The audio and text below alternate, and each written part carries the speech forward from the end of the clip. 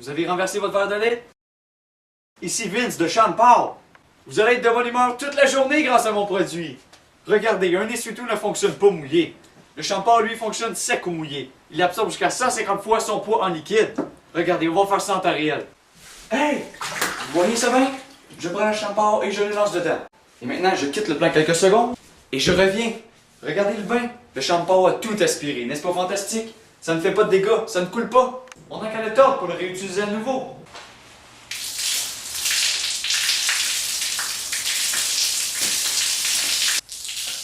Dire qu'il reste encore la moitié. J'aurais pu faire ça toute la journée. Voici du cola. J'en verse un peu sur un morceau de tapis. Mais les dégâts ne seront pas seulement sur le dessus, ils seront aussi en dessous. Regardez, ça va puer, vous n'aurez plus d'amis. Je prends le Champagne et je le dépose sur le tapis. Et maintenant, sans appliquer aucune pression, regardez, il a tout absorbé. Vous voyez cette flaque d'eau? Le Champagne peut respirer à distance. Regardez bien.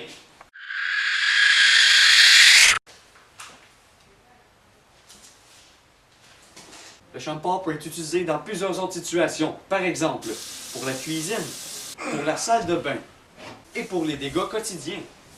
Maintenant, écoutons le témoignage de quelques clients satisfaits. Je viens de le recevoir. Je ne l'ai pas encore déballé et je suis déjà entièrement satisfait.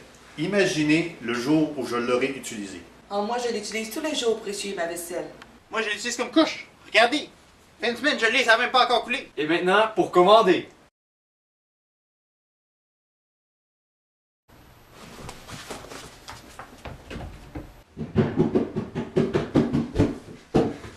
Vite le téléphone, juste 5 minutes pour commander!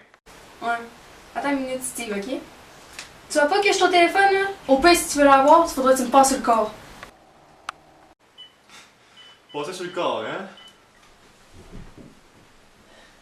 Hey, c'est la 3e cette semaine. Ah, ok, parfait.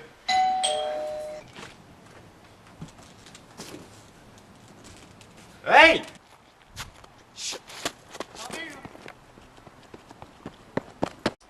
Oh.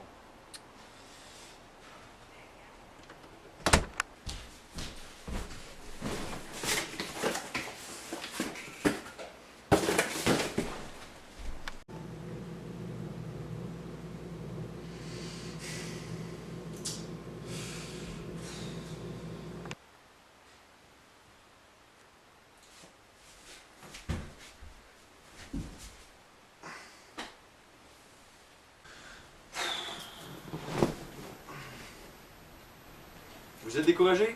J'ai un nouveau produit pour vous. Ça va changer votre...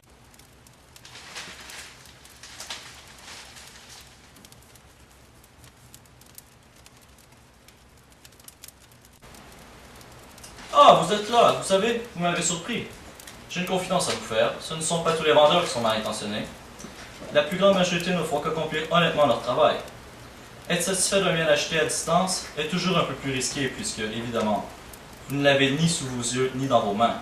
Acheter ou ne pas acheter, dans le cas d'un achat à distance, c'est réellement le vendeur qui fait la différence. Salut les gars. Salut. J'étais en retard à cause de ma job. Selon l'Office de la protection du consommateur du Québec, lors de l'achat à distance, il est important d'avoir été informé et d'avoir pris note des informations suivantes. Premièrement, le nom et les coordonnées du commerce en question, son numéro de téléphone, son numéro de télécopieur et aussi son adresse électronique. Ah oui, et il faut également prendre note du montant total de l'achat, ce qui inclut le montant du bien, les taxes et les frais supplémentaires. Oui, il y a aussi la devise utilisée pour régler le montant de la transaction et les politiques d'annulation, de retour de la marchandise, des échanges et du remboursement. De plus, les achats à distance incluent souvent l'utilisation de votre carte de crédit. Donner son numéro de carte de crédit comporte ces risques. Pour ce qui est des achats à distance sur Internet, vous pouvez toujours utiliser des modes de paiement alternatifs comme PayPal qui vous garantit un remboursement sur vos biens achetés. Un chèque certifié envoyé par la poste fera toujours l'affaire. Finalement, pour maximiser vos chances face à l'achat d'un produit, l'idéal est de demander l'avis d'une personne ayant déjà acheté ce produit. Vous pouvez aussi consulter le site www.protégez-vous.ca qui vous offre une multitude de critiques sur différents produits.